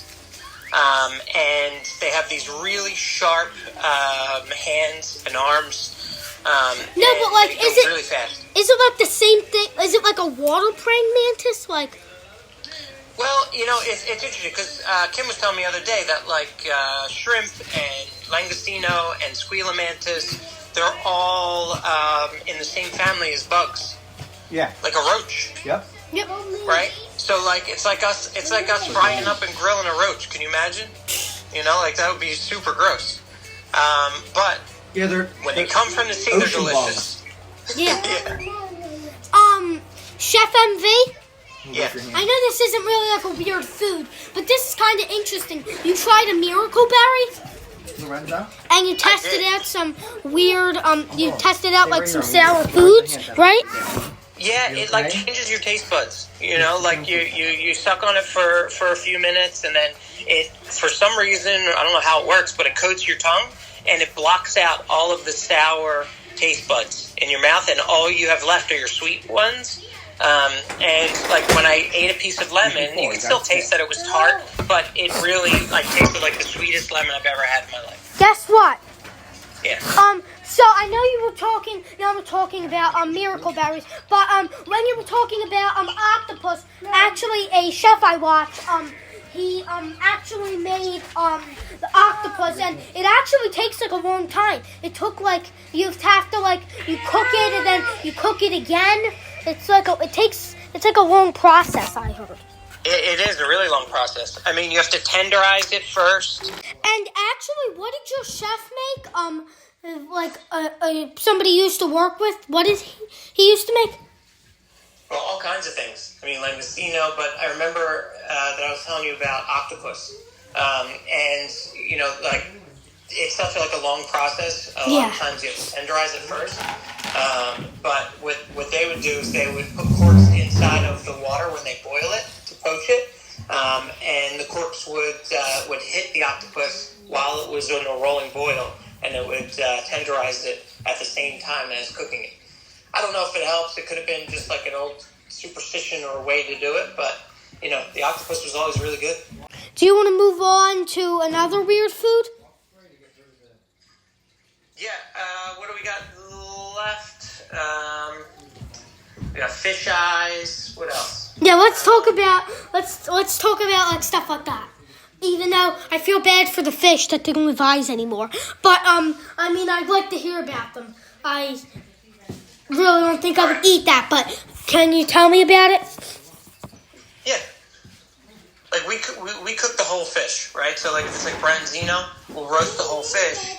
And you know the older Italian people that we eat with, they'll either say the cheek is the best part or the eye is the best part, and they'll pop out the eyeball and eat it. I tried it one time. It just it tastes like jelly, and then it's just like a chewy piece. Yeah, that doesn't sound good. No, it's not. I think liver, sweetbreads, or kidneys. I think when they were growing up, they had that stuff, and then they just kind of liked it because they might have liked it when they were younger, and then they might have just kept eating it because they liked it. Yeah. Oh, do you know what another one from the sea is? Sapia. Sapia's cuttlefish. It's almost like octopus or squid or calamari, and you kind of slice it up, but it has a really good tender flavor to it. Oh. And do you know that they actually are the same as octopus, where they it takes like a long time? No, I'm saying like in the ocean they camouflage themselves. So like you could put them up against like a checkerboard, and their skin will turn into a checkerboard. Is that like a chameleon? Does a chameleon change colors? Chameleon changes colors too, but octopus and sapia they change their like texture of their skin also. So it's almost like a more advanced version of chameleon. Oh, so like that's kind of the sea version of chameleons, but it's like a little bit more advanced. Yeah, you got it. 100%. What was the weird food? I wouldn't even call it weird kind. I think it's kind of just gross, but it was like a cheese. Yeah, I can't remember the name, but I think it's in the Alps in Italy and maybe even Switzerland. But they have a cheese that has maggots in it, and you eat the cheese and the maggots at the same time. And it's supposed to make the cheese taste like really special and super expensive, but I can't even imagine. Did you have it? No. I don't think it's something that you're allowed to import because of the rules. You're not allowed to like import like bugs. Food, like bugs and like cheese and stuff like not cheese, like really like fruit and stuff like that. Yeah, there are some cheeses you're not allowed to import. For a while, you weren't allowed to import raw cheeses or semi-soft ones from certain areas, but I think that's changed now. Now I'm pretty sure you're allowed to do it. Ah, cool. And actually, I have a thing I'd like to talk about. It doesn't have anything to. It's not weird, but it's actually something that's like cool because some cheeses can actually be lactose free. It's not like they have lactose free milk, but it's like actually like it's like naturally lactose free, like because it's aged by the aging process. Yeah, I mean one of the most famous ones that's lactose free is Parmesan. It's because as it ages, exactly what you said. Yeah, it kind of ages out the lactose, and people who are lactose intolerant could have those cheeses, but they can't have like a soft cheese like brie.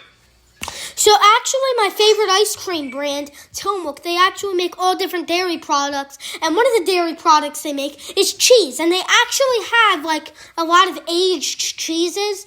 Like they sell regular cheeses at the grocery store. We actually have, what cheese do we have in the Probably fridge? cheddar. I think it's cheddar. They make a really famous cheddar. Yeah, it's Tillamook cheddar, medium cheddar. Tillamook medium cheddar we have. The older the cheddar is, the better it is. They have a cloth-bound cheddar, so like they'll wrap it in cheesecloth and then just like let it age. Do you know what's another funky cheese? Epoisse. What's that? It's a wash-drying cheese. I'll have to bring that over one time because it smells terrible, but it tastes really, really good.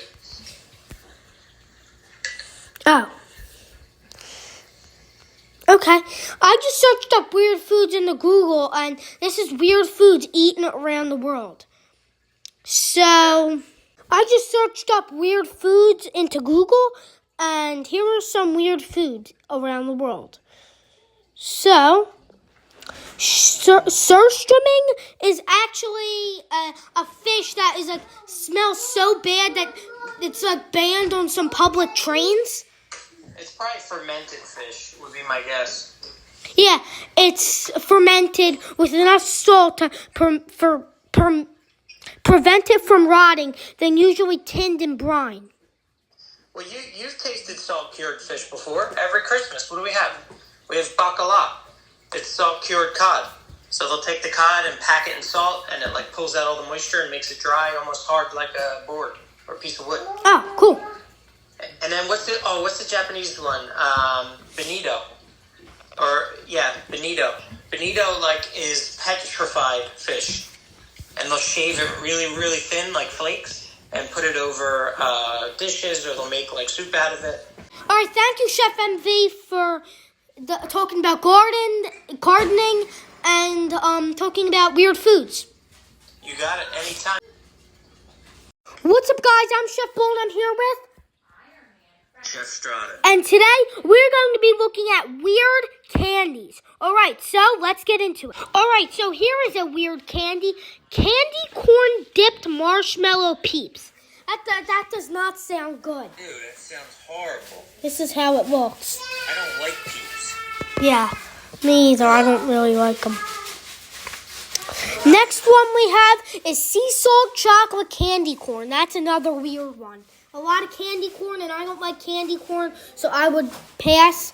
But I feel like it's chocolate. But what is it supposed to taste like chocolate? Like, does it still taste like candy corn, or would it taste like chocolate? Probably both. Yeah, I don't like anything to do with candy corn. That don't sound good. Reese's peanut butter and banana cream cups. Here's what that looks like. Here's the packaging. Okay. And when I say, here's what it looks like, I'm showing it to Chef Strada. What's it called again? Peanut butter and banana cream. Yeah, that doesn't sound too weird. Yeah, it's not that weird. But it doesn't sound crazy. Honey roasted peanut butter cups. Now that sounds good. Honey roasted peanut butter cups. Now that sounds good. A barbecue payday. Absolutely not. What? Barbecue? Is that a real flavor? Barbecue seasoned. It was barbecue seasoned peanuts, but still, that's disgusting. Here's another one. Pretzel M&Ms. Now that sounds good. Pretzel M&Ms. I had the pretzels Reese's peanut butter cup, and that was good. So why not? Why wouldn't it be good with M&Ms? Yeah, I like the what is it, the Take 5 with the pretzel in it. Yeah. These, I love them. All right, here's another one. Got any of them?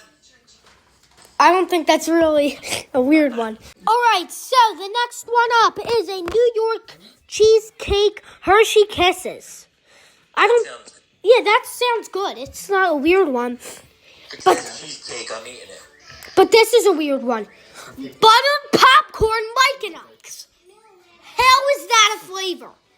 Popcorn candy. That reminds me of how they have popcorn jelly beans. That's probably what that would taste like. Yeah. Popcorn flavor, butter popcorn flavor. Speaking about Mike and Ike's, they have cherry cola at Mike and Ike's.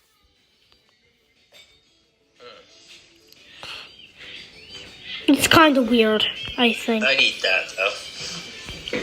Thanksgiving gumballs. So that's kind of weird. If it's supposed to taste like turkey or mashed potatoes, just eat the real thing. It's way better and healthier. And brown gravy. So next one up is chocolate Skittles, s'more, and this is the chocolate mix: s'mores, vanilla, chocolate caramel, chocolate pudding, and brownie batter. Now that sounds good. Yeah, that sounds good. Key lime pie Twizzlers. I don't really like Twizzlers, and I'm not a big fan of limes, so no. No.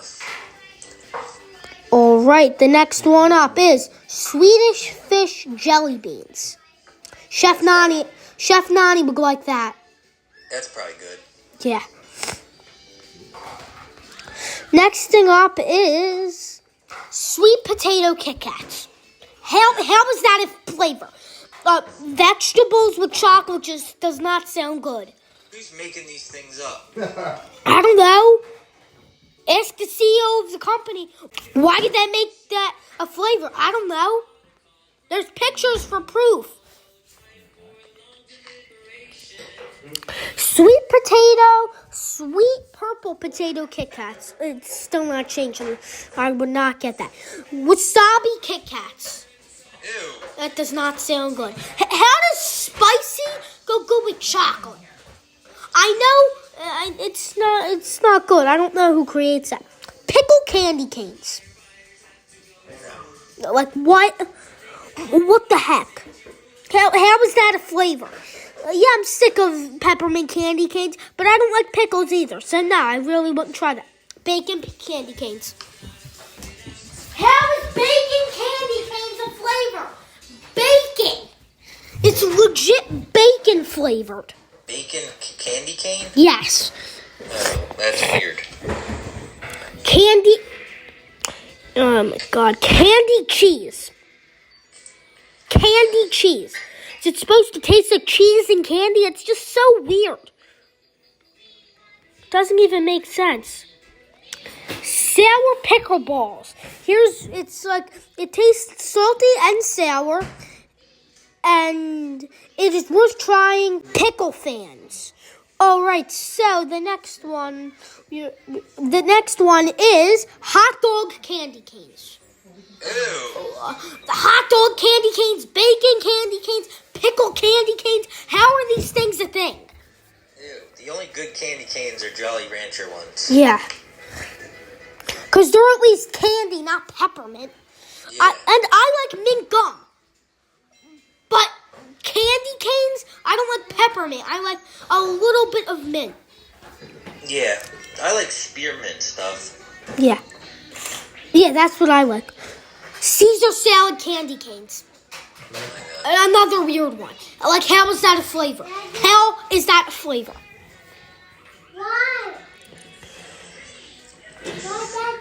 The next one up is a maple bacon saltwater taffy. Another weird one. I mean, it's maple, so like that kind of makes it a little sweet. But bacon with candy just does not sound good. No. Macaroni and cheese gummies. I had these before, but wait, they're not supposed to taste like macaroni and cheese. They're supposed to taste like a fruit or something. So that's why I would try them. Because I feel like they should switch the name because it's called mac and cheese and it's only shaped like mac and cheese. Doesn't taste like mac and cheese. I don't think I'd try that. All right, so another one up is. No, we already did the wasabi Kit Kats. Okay. The next one up is a durian candy. If you didn't know what a durian is, it is the world's stinkiest fruit. P.U. Ew. Yeah. So, yeah. And it's supposed to be like a hard candy. I don't think that's doesn't sound that good. Oh, chocolate-covered bugs. Yeah, I love those. Yes. They're so good. Yeah. Chocolate-covered bugs. What? Bugs? Yes. What kind of bugs? They're real bugs. What kind of bugs? No. Think like crickets or something? How are the ones you tried? The ones I tried were like crickets, I think. All right, the next thing up is Vegemite. How is Vegemite a thing? It's disgusting already. I think if you add it to chocolate's good. But if you put Vegemite in it, that just makes it even worse. You're messing it up. Keep chocolate the way it is, not like that. Yeah, so actually earlier in the episode we talked about durians. That was actually with Chef Mama, I'm the first person. then people ago, we talked about it with Chef Warren. We talked about Vegemite. All right, here's a weird one. Chamoy and chili gummy candy. Literally, chili does not go with gummies. No. I don't. Ketchup candy. Ketchup. Ketchup sweet, but I don't think that would go good with candy. Ketchup chips earlier in the episode we talked about, but that's okay. That sounds good. Yeah. But ketchup candy, that does not sound good. No. I think Chef Babs would like that. She doesn't like ketchup. All right, now we're going to do fun facts about candy. All right, so here are a few fun facts about candies. All right, so wasabi Kit Kats. Japan is known for its unique Kit Kat flavors. Wasabi Kit Kats combine the spicy kick of wasabi with the sweetness of white chocolate. Please. No, I'm not going to try that. Durian candy. Durian is known as the king of fruits in Southeast Asia. Its candy form retains the fruit's strong, pungent smell. All right, so now let's move on to the next fact. There's grass jelly candy. What? Found in Taiwan, this candy is made up from a plant called Masona. It's like a jelly-like texture. No. Grass candy does not sound good. No. Scorpion lollipops. I actually had them, and they were kind of okay. What's it called? Scorpion lollipops. Scorpion. Yeah, they're safe to eat. Okay. It's edible. Bacon candy. All right, so the next thing up is bacon candy. How is that a thing? Bacon candy. I know we talked about bacon candy canes, but now bacon candy? No. Yeah, I don't even... I know salty and sweet is kind of good, but bacon with candy? Then the next one's even worse. Garlic and candy. Garlic candy. In some parts of the world, garlic isn't just for cooking. Garlic candy has a sweet and slightly spicy flavor. No. Mochi. This Japanese treat is made from glutinous rice. It has a chewy, sticky texture that's unlike any other candy. All right, so agar jelly. Found in many Asian countries, this jelly is made from seaweed. It has a firm, almost rubbery texture. I would not try that, but actually we have agar powder, right, Chef Just? We have agar powder. Yeah, we have it in... I don't know, what's it in? It's in like a case. And actually, Chef MV gave us like a cookbook on how to use that. And you can even make like a balsamic vinegar like little gummies. It's not like supposed to taste like sweet or anything, but it's like balsamic vinegar like little tablets. And like balsamic vinegar like shoots out inside. It's a gusher. Yeah, a gusher but with balsamic vinegar, and it's not really like sweet, I don't think. Pop Rocks, everyone knows what they are, so I don't even know why it's in there.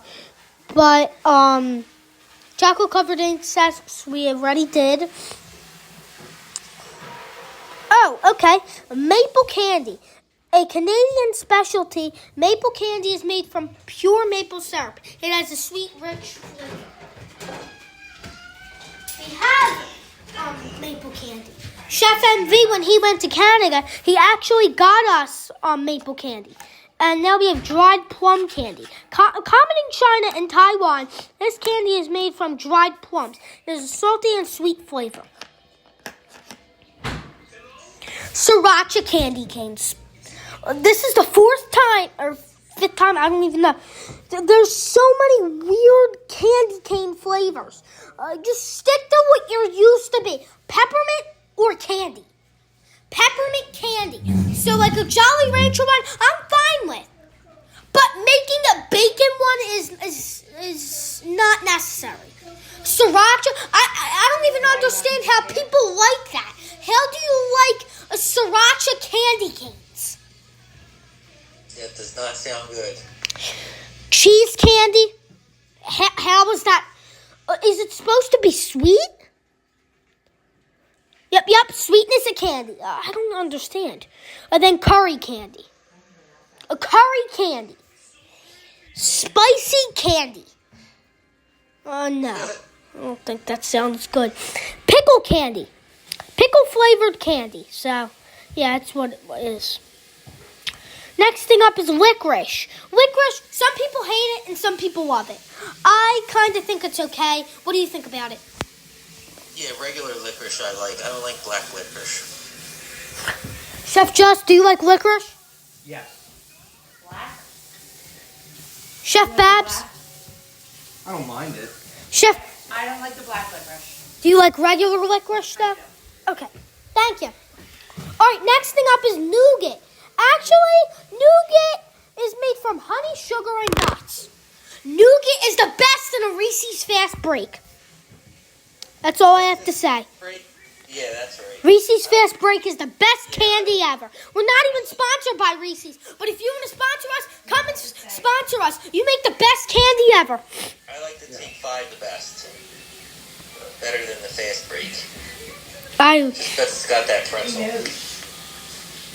Me and Chef Nonni, that's literally our favorite candy. What's that? Reese's Fast Break. Oh. Here are more weird foods from around the world. Alright, so some of these stuff is in other languages. Alright, so Cadbury actually, I'm going to go on the Cadbury's website because I actually have something to say about them. It's good. It's not like me. It's nothing bad about them. Cadbury's 200 years old. 200 years old? Cadbury eggs? No, Cadbury. The brand Cadbury is 200 years old. Eggs, right? Yeah. Cadbury egg. Cadbury Dairy Milk. So, what am I finding? Yeah, the Cadbury Freddo. All right, so in the Cadbury Freddo, there is some, there is the koala, I think, and there's something else. There's koalas and something else. Is there? No, there's not. There's only a koala or maybe a frog. I don't know. But there's an animal in it. I thought it was something else. But let's talk about another one of their brands while we're at it. So let's look at other brands. All right.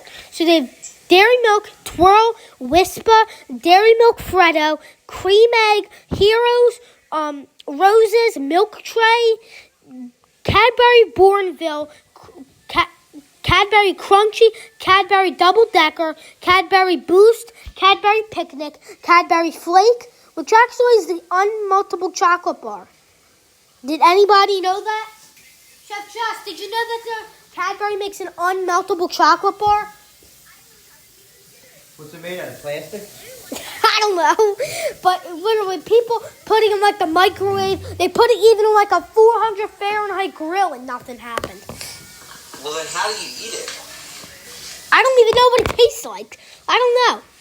Cadbury Curly Whirly, Cadbury Mini Eggs, Cadbury Fingers, Cadbury Timeout, Cadbury Brunch. What is the Cadbury Brunch? Cadbury makes granola bars with their chocolate. I never knew that. Cadbury makes granola bars. That's probably good. Yeah. Now let's move on to the Cadbury Cream Egg. I know it's not Easter time, but let's talk about it. So when you have a Cadbury Cream Egg, what do you like? Do you like the chocolate, the caramel, or the original cream? I like the original cream, not the vanilla. What's it called? Is it called the white or the caramel, or do you like the cream egg? Caramel. Or the regular one? The regular's caramel, right? No, the regular one is a cream egg. It has like, it has a, Yeah, I like chocolate with the caramel together. This is what it looks like. Okay. Yeah, ignore like the sticks. But yeah, that's what I messed up. It was white cream egg, a caramel cream egg, and then an original cream egg. Yes, so actually I saw somebody make a Cadbury Crunchy. So now we're just talking about Cadbury. Really, this is being a Cadbury episode now. So actually Cadbury, they make Crunchies, and I actually saw somebody make a Cadbury what's called Cadbury cheesecake. Cadbury Crunchy cheesecake. That's probably good.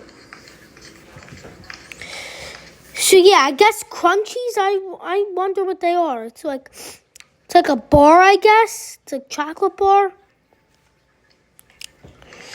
I don't know.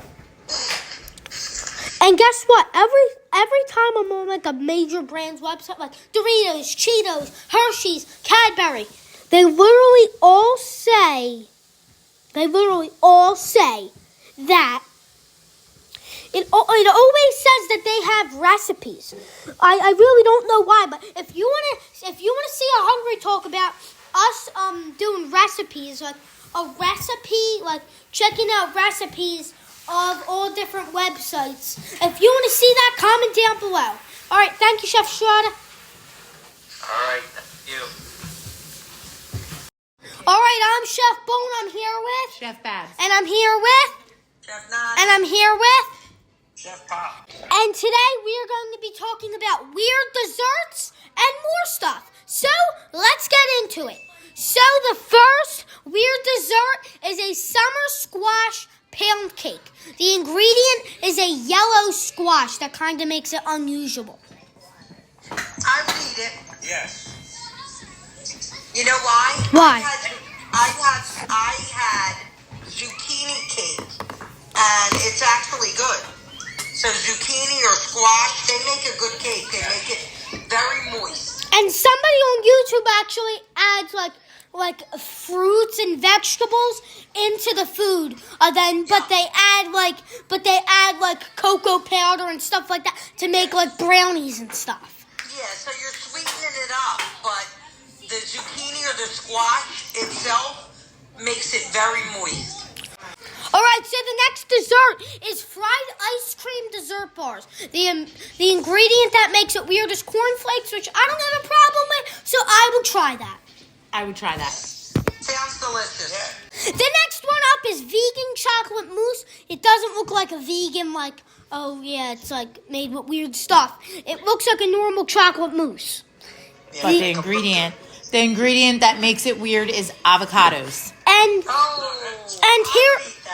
And here is the backstory about who created this. So my son is allergic to dairy and eggs, so I created the silky vegan chocolate mousse recipe that he can enjoy. It's also gluten-free and grain-free. If you're having a company over, it can be prepared the night before and stored in the refrigerator. Okay. The next thing we have is black bean brownies. You guessed it. The weird ingredient is black beans. I would try that. It kind of has the same color. I will try this. Chef Pop, would you try that? The black bean brownies? Yeah, with a piece of steak. All right. It doesn't even taste like black beans. Yeah. Yes, I would try. I've seen many recipes like that. Yeah. Some people have like avocados and brownie. They like make like healthy brownies with avocados. So yeah, I would try that. All right, so the next thing we have is contest-winning chocolate potato cake. You guessed it, the weird ingredient is potatoes, but I would still try it. Would you? Yeah, it's like the potato donuts. Yeah. Right? Chef Nonni, I know you'd like this one because it is rosemary citrus sorbet. The weird ingredient is rosemary. Love it. Love it. Yeah, I would try that. The next one we have is a chocolate mayonnaise cake. The ingredient is mayonnaise. It looks like mayo is the icing, which looks kind of weird, so I would not try that. Would you guys? I would. There are a lot of recipes that I've seen with mayonnaise, and it makes everything moist. It's like sour cream. No, but it looks like it's on the icing, though. Yeah, but I'm sure they doctored it up with sugar and something else. Yeah, I'll read the ingredient. I'll read the ingredient. I'll read the recipe. All right, so yeah, the recipe has 1 cup water, 1 cup mayo, 1 teaspoon vanilla, 2 cups all-purpose flour, 1 cup sugar, 3 tablespoons baking cocoa, 2 teaspoons baking soda, and the brown sugar frosting is brown sugar, butter, milk, and confectioner sugar. Oh, then it sounds like the mayo's in the cake. Yeah, The icing. it kind of has a weird color. Next thing up is olive oil cake. The weird ingredient is olive oil. Olive oil what? Cake? Yes. I've had olive oil because I ran out of like a canola oil, so I baked with olive oil before, and it's fine. It's good. Probably better. Yeah, I'll try that. Now this is kind of like a sweet and savory. It's bacon, chocolate chip, cheesecake, brownies. The weird ingredient is bacon. Bacon. Oh, that's good. I would do it. I like sweet Yeah, me and savory too. together. Yep. All right, the next thing up is sour cream sugar cookie cake. The weird ingredient is sugar, sour cream, but that sounds good. Love sour cream. My chocolate chip cake has sour cream in it. It's yummy. All right, so next up we have is watermelon cupcakes. The weird ingredient is lemon lime soda. Yes. I would try that. Yep.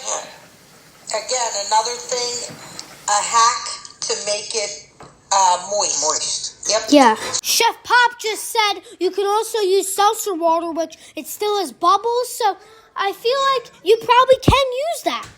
Yeah, if there's sugar in the recipe, why not? Instead of having double dose of sugar.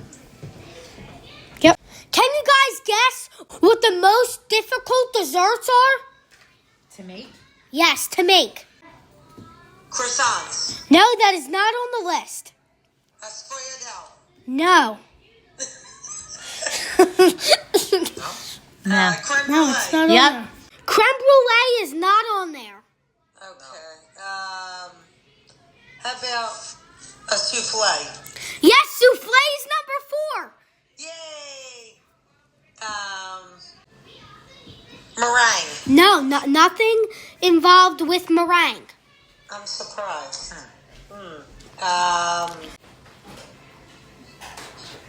Cheesecake. No, cheesecake is not on the list. Angel food cake? No. Oh, because I know that you gotta like beat it. I just thought anything with egg whites too. Like that's why I said meringue. But let me think of something difficult. So it's got to be a cake or it could be a dessert. No, it could be a dessert. Oh, okay. Let's think. Think of something like a dessert that's hard to make. I know that 2 of them are French. See, that's why I said creme brulee. And what else is French? I said croissants. They're not? I'm No. surprised about that. What else is a French pastry? I mean, it's kind of like a French dessert, and some of them are French pastry. So like a French dessert and or pastry. The one you can get at any bakery if you get like a dozen donuts. One of them you could get at like a bakery. If you get like a dozen donuts, you could probably get that. A Boston cream? No, it's not a donut. Oh, I don't know. But you could get it like a donut store. They sometimes sell this. An eclair. Yes, a chocolate eclair is number 3. Yeah. Okay, so we have 3 and 4. The ones you don't have yet is 1, 2, 5, 6, and 7. I have a guess. What? All right. A cruller? No. One of them I know is Turkish, I think. Oh. Bakla? Yes, that's number 7. That's it. Baklava. Yay. What else? One of them I think you could get. The rest of them, I don't know if you could get. Maybe 2 of them. But the rest of them, they're kind of... A cannoli. No, it is not on the list. You guys have 6, 5, 2, and 1. Cannolis are hard if you're making your own shells. I have another one. What? Panettone. No. I have another one. What? Fruitcake. No. Fruitcake. Okay.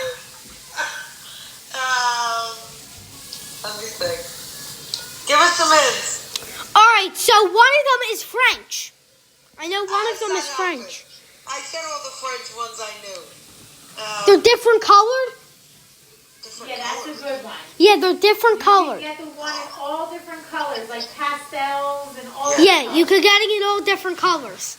Wait, a cake? No, it doesn't have to be a cake. Dessert. It's a A dessert. dessert in all different colors. Do you want me to tell you? Tell us. Number 1 is macaroons. They suck. That's hard. That would be the last thing on my That's mind. number 1. Yeah, it's number 1. So horrible. Number 2 is actually named after one of the U.S. states. You're not gonna get it. It's named after a state? Yes, U.S. state. It's, I know it. Alaska. Yeah. Yes, you got one more word.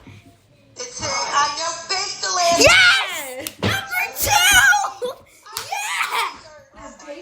Yeah, let's go! Baked Alaska! Alright, do you want me to tell you 6 and 7? I thought you were going to say Alaska king crab legs. No, baked Alaska. Crab legs. Chef Nonni, so I know you were said croissants, but I was going off another list. But Google's AI actually said croissants is one of the hardest, lemon meringue pie, but I told you lemon meringue pie. but macaroons and baked Alaska are still on there. Okay. Anything that you have to use egg whites and you have to whisk them to a peak, sometimes that could be difficult.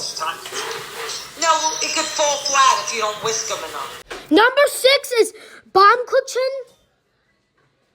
Baumkuchen. Do you want me to tell you what that is? Baumkuchen is a kind of split cake from German cuisine. It is also a popular dessert in Japan. The characteristic rings that appear in its slices resemble tree rings and give the cake its German name, Baumkuchen, which literally translates to tree cake or log cake. Oh, a log cake. I know what it is. They sell them at Christmas time. The logs, Bob. What do you want out of there? Here's a picture of it. Oh, no, it wasn't what I was thinking. Looks like you threw it with something. Yeah. All right, number 6 was croquembouche. Croquembouche is a French dessert made of choux pastry puffs stacked into a cone shape and bound together with caramel. Yum, it sounds good.